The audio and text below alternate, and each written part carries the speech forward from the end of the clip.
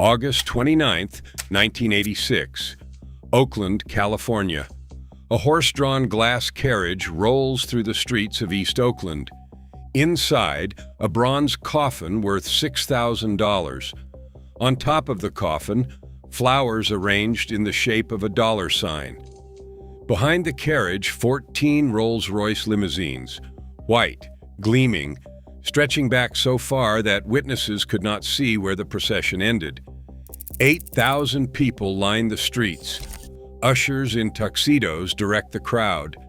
Television cameras broadcast the scene internationally. Reporters scramble to describe what they are seeing because nobody has ever seen anything like this. Not for a mayor, not for a senator, not for a general, for a 31-year-old heroin dealer from the housing projects. In the crowd, Black Panther co-founder Huey P. Newton. Bay Area radio host Jimmy Guy watched the procession and later said that it was like Martin Luther King had died. The procession started at the San Antonio Villas, the housing projects where the dead man had grown up, and ended at Star Bethel Baptist Church in Emeryville. Civic leaders were furious, but proper permits had been filed. There was nothing anyone could do. His name was Felix Mitchell.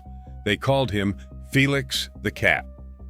And what happened next would become one of the strangest phenomena in the history of American crime. Because the police thought putting Felix Mitchell in prison would save Oakland. Criminologists would later name an entire paradox after what happened instead. His arrest did not reduce crime. It did not save lives. It did not slow down the drug trade. It made everything worse. This is the story of the drug dealer whose funeral looked like a president had died and whose absence destroyed a city more than his presence ever did. Years later, at Felix Mitchell's federal trial, a prosecutor would stand before the jury and say something that captured everything about the man in a single sentence. A prosecutor told the jury that Mr. Mitchell was flashy and always wanted to be seen. That was the whole story. Felix Mitchell always wanted to be seen. In a neighborhood where nobody saw you. In a city that forgot you existed. In projects so broken that the buildings themselves would eventually be demolished. Erased from the map like they never happened. Felix Wayne Mitchell Jr. was born on August 23, 1954, in Oakland, California. He grew up in the 69th Avenue San Antonio Village housing projects, a cluster of low-rise buildings in East Oakland that residents called 69ville. The buildings were crumbling, the streets were cracked, jobs did not exist, opportunity did not exist. The city of Oakland put money into downtown and the hills. The flats, the projects, got nothing. Felix dropped out of high school. No diploma, no prospects, no way out that anyone could see, but Felix saw something. He looked at 69ville, this forgotten cluster of buildings that nobody cared about, and he saw a fortress. He saw a headquarters. He saw an empire. While still a teenager, Felix started organizing the kids around him, his friends, his neighbors, boys he had grown up with in the projects who had the same nothing he had. He called them My Other Brother. Think about that name. Not a gang name, not something designed to intimidate. My Other Brother, M.O.B., a family. That's how the 69 mob was born. And here is what made Felix different from every other kid selling drugs on a street corner in the 1970s in America. He did not think like a dealer. He thought like a CEO. Felix connected with a Los Angeles kingpin named Tootie Reese. Through Reese, he built supply lines connecting the Bay Area to Los Angeles and Detroit. He was not just selling heroin. He was building a distribution network with suppliers, middlemen, territory managers, and soldiers. Criminologists would later credit Felix Mitchell with creating the country's first large-scale, gang-controlled drug operation. Not the Crips, not the Bloods, not the gangster disciples. A dropout from the Oakland projects, he did it first. The '69 mob ran heroin through East Oakland like a corporation. They had structure, they had hierarchy, they had territory mapped out block by block. Felix sourced heroin from Mexican suppliers through his Los Angeles connections. The raw product came north, got cut in Oakland, and was distributed through a network that eventually spanned at least 8 states, including California, Arizona, and Texas, with outposts reaching into the Midwest. He created branded product, stamped packaging so customers knew they were getting '69 mob heroin. Brand recognition for drugs in the 1970s, before anyone else thought of it. And he innovated in ways that would change the drug game forever, in the worst possible way. He used children. Kids as young as 12 became delivery agents and lookouts. They could not be prosecuted as adults. They were invisible to the legal system, and they were loyal to Felix because he was the only person in their lives who ever gave them anything. The BET documentary about Felix's life would later describe it this way: his armed lieutenants and child lookouts helped to make Oakland an outlaw culture built by a teenager in a housing project. Here is the contradiction at the center of this entire story, and you need to hold this contradiction in your mind for everything that comes next. Felix Mitchell, the man who flooded Oakland with heroin, who turned children into drug runners, who would popularize drive-by shootings, also gave candy and toys to kids in the neighborhood. He donated money to charities. He sponsored youth athletic programs. He opened swimming pools in poor Oakland neighborhoods. He took busloads of children to Marine World. He distributed turkeys at Thanksgiving. He went to church. He was destroying the community with one hand and building it with the other. And the community loved him for it, because nobody else was doing anything at all. By the late 1970s, Felix Mitchell was untouchable. Picture the scene. It is a Saturday night in East Oakland in the late 1970s. The streets around 69ville are cracked and neglected. Buildings are falling apart. The city forgot these blocks existed a long time ago. And then a procession of European sports cars rolls through. At the center, Felix Mitchell, full-length fur coat, diamonds catching the streetlight, diamond-encrusted frames on his glasses, surrounded by lieutenants carrying assault rifles. Not concealed, not hidden, carrying them openly through the streets of Oakland like bodyguards for a head of state. Nobody called the police, nobody complained, because in '69ville, Felix Mitchell was the authority. Rapper Too Short would later say Felix Mitchell was like Oakland's leader, not its drug dealer, its leader. And he played the role perfectly. Estimates on how much money Felix was making varied wildly. $400,000 a week according to some, $800,000 a week according to others, $1 million a month, $5 million a year. The numbers depended on who was counting, the feds, the journalists, the people on the street. But everyone agreed on one thing. Felix Mitchell had more money than anyone in Oakland, and he did not hide it. He weaponized it. A different luxury car every day. Parties so lavish they became legends.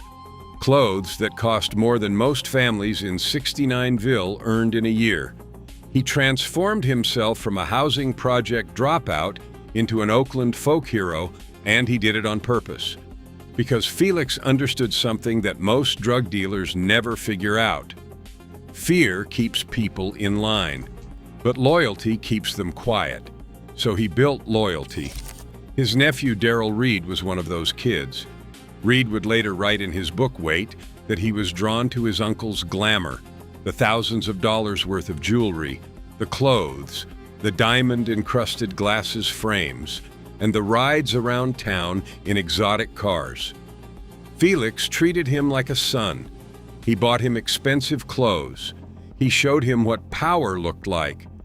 Darrell Reed had once dreamed of being a baseball player. He played shortstop and left field for the Allen Temple Little League team. He played point guard on a basketball team that won a championship at the Rainbow Recreation Center. But that dream didn't stand a chance. Not with Felix Mitchell as your uncle. Not with the diamond glasses and the fur coats and the Rolls-Royces rolling through 69ville every night.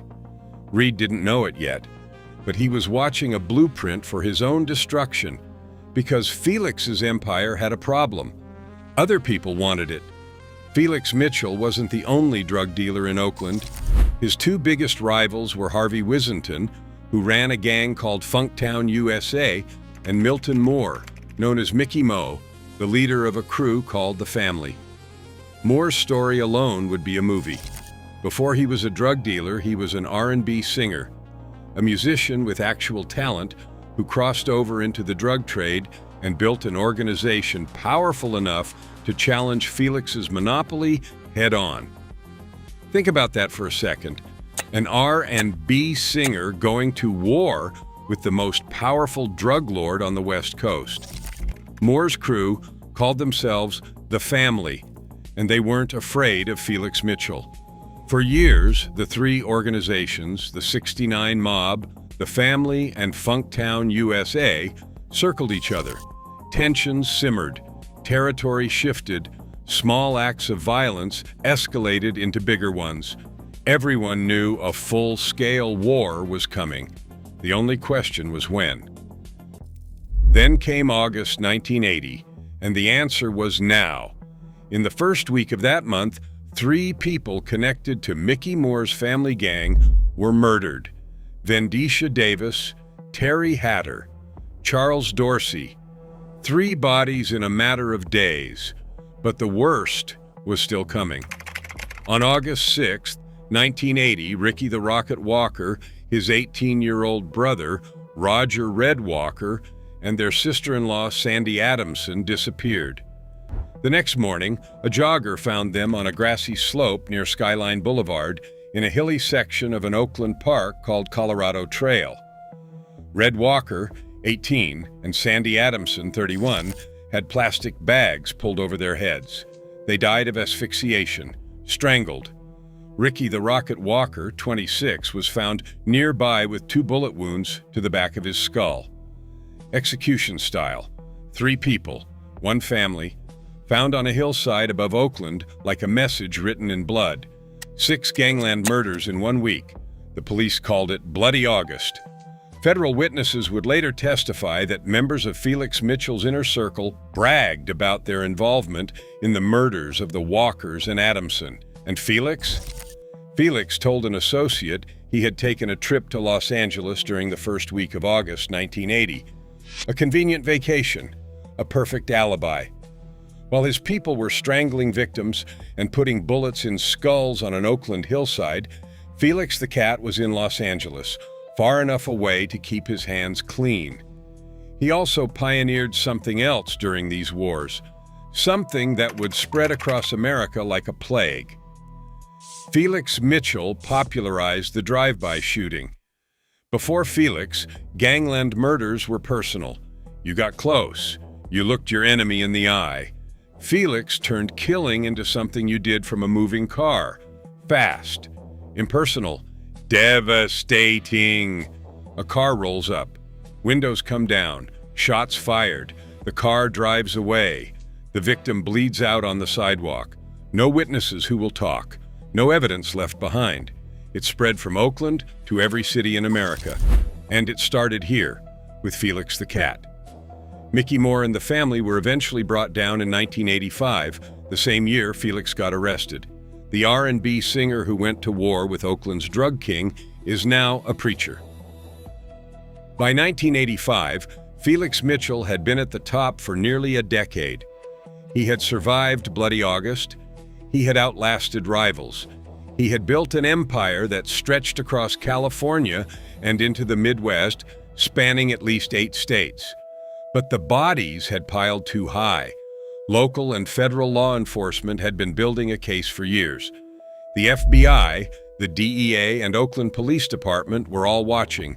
Wiretaps, informants, surveillance. In 1985, they finally got him. Felix Mitchell was arrested, tried, and convicted.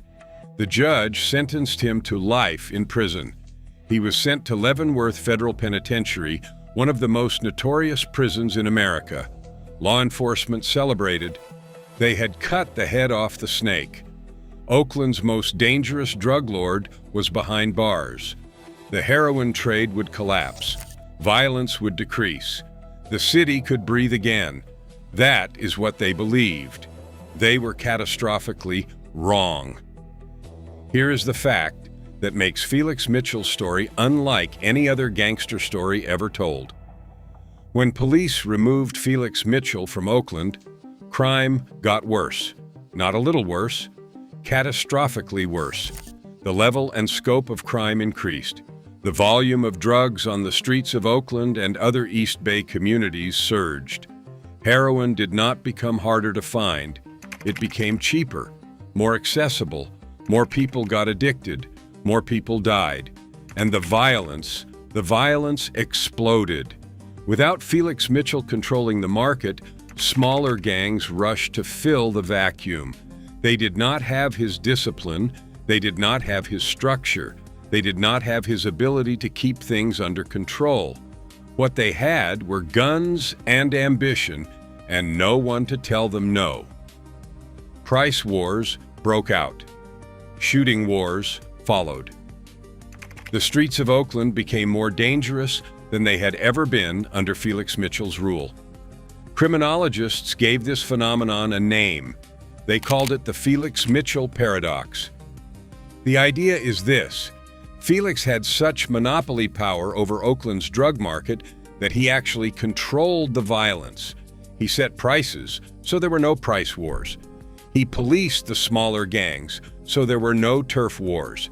He was the ceiling and the floor. Remove him, and everything collapses. Think about what that means.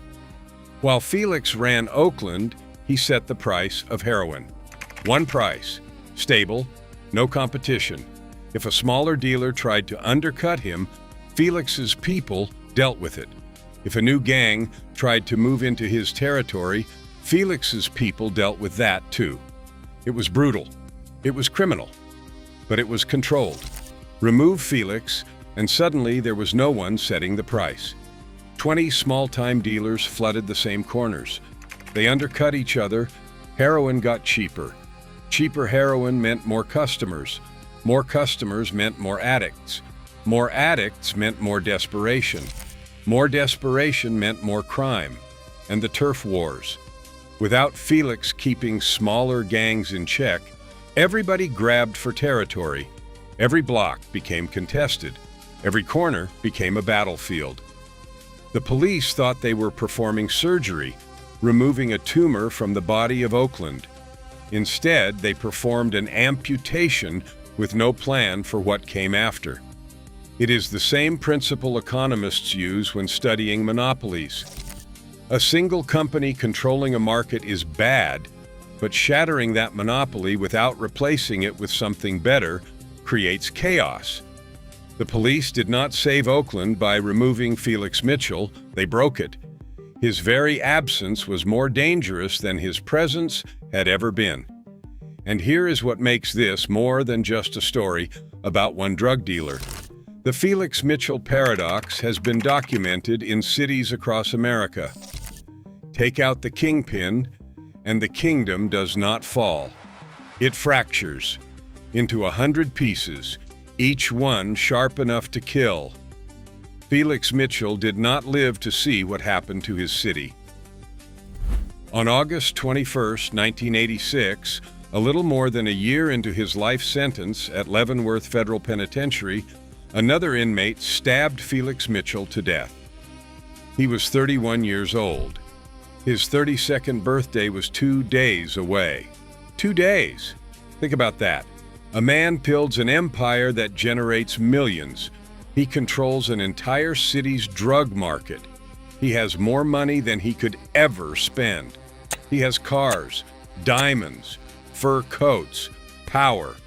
Thousands of people would have done anything he asked, and he dies on a prison floor, stabbed by another inmate, in a federal penitentiary 1,000 miles from Oakland, 2 days before his birthday, with no one from 69 Ville there to help him. The man who created the country's first large-scale, gang-controlled drug operation died the way so many of his own victims had died, violently, suddenly, with no warning and no escape. 8 days later came the funeral, the horse-drawn carriage, the 14 Rolls-Royces, the dollar-sign flowers, the 8,000 mourners, Huey P. Newton in the crowd, international television coverage, a city mourning a drug dealer like a king.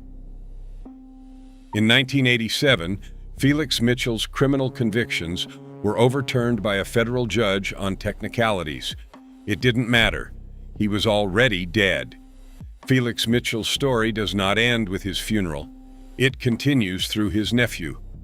Darrell Lil D. Reed had grown up watching his uncle, the cars, the jewelry, the diamond-encrusted glasses, the power. Felix had treated him like a son. When Felix died, Reed was still in high school, but he was already moving thousands of dollars of crack cocaine a day. Reed rose fast, faster than anyone expected. By 20 years old, he was the most powerful drug dealer in the Bay Area. Not heroin this time, crack cocaine. The new drug had arrived in Oakland just as Felix's empire collapsed, and Reed rode the wave. He had the whole city, East Oakland, West Oakland, North Oakland. He was clearing $15,000 a day. He was buying exotic cars with brown paper bags full of cash. And he was still a teenager. Reed was so successful that in December 1988, he threw himself a 20th birthday party at the Golden Gate Fields Turf Club in Albany. He paid $30,000 for the event. 3,000 guests attended. MC Hammer, the Oakland rapper who was about to become the biggest artist in the world, performed. Reed got on stage and danced with him. 3,000 people watching a 20-year-old drug dealer dance with MC Hammer at a black tie party he threw for himself. Less than 2 weeks later, the DEA kicked in his door. They raided his Adams Point apartment in Oakland and seized 30 pounds of crack cocaine and 16 pounds of powder cocaine. Street value, $3 million. It was one of the largest drug seizures in Bay Area history. The most chilling detail was that an undercover officer had been holed up in an apartment directly above Reed's, listening to him cook cocaine. Reed was sentenced to 35 years in federal prison, first offense. And when Reed went away, the second Oakland drug war erupted. 2 of Reed's former lieutenants, Timothy "Timmy" Black Blewett and Anthony the Ant Flowers, turned on each other. Blewett was Reed's second in command. Flowers was his enforcer and hitman. 16 murders in less than 3 years. Felix Mitchell's empire had created a cycle that kept repeating. Build, control, get arrested, power vacuum, war, bodies, repeat. In 2016, 28 years after his arrest, President Barack Obama commuted Darrell Reed's sentence. The former crack king of Oakland walked free. He now runs a foundation in his name. He mentors at-risk youth. He tells his story as a warning. Reed wrote from prison, "To anybody who thinks that I lived a great life, it was not worth decades of my freedom." Felix Mitchell is immortalized in rap lyrics by Too Short and Yuckmouth. BET profiled him on American Gangster. The movie New Jack City was loosely inspired by his story. His name still echoes through Oakland decades after his death. But the thing that separates Felix Mitchell from every other drug lord who ever lived is that paradox. Every other gangster story ends the same way. The police catch the bad guy. Justice is served. The city is saved. Felix Mitchell's story proves that's a lie, because sometimes the system is so broken that removing the villain doesn't fix anything. It makes everything worse. The problem wasn't Felix Mitchell. The problem was a city so devastated by poverty, by neglect, by decades of disinvestment and institutional abandonment, that a heroin dealer from the housing projects became its most important leader, the only person investing in the community, even if those investments were poisoned. Take him away, and you don't get safety. You get chaos. Felix Mitchell gave candy to children and flooded their neighborhood with heroin. He donated to charities and popularized drive-by shootings. He went to church and ordered executions. He was the best thing and the worst thing that ever happened to 69 Ville. And that says more about America than it says about Felix Mitchell. His funeral procession, the horse-drawn carriage, the 14 Rolls-Royces, the $6,000 bronze coffin topped with dollar-sign flowers, the 8,000 people lining the streets, wasn't just a drug dealer's send-off. It was Oakland screaming, "Look at us. Look at what we've been reduced to. Look at who we have to mourn." That's the Felix Mitchell paradox. And Oakland is still living with it.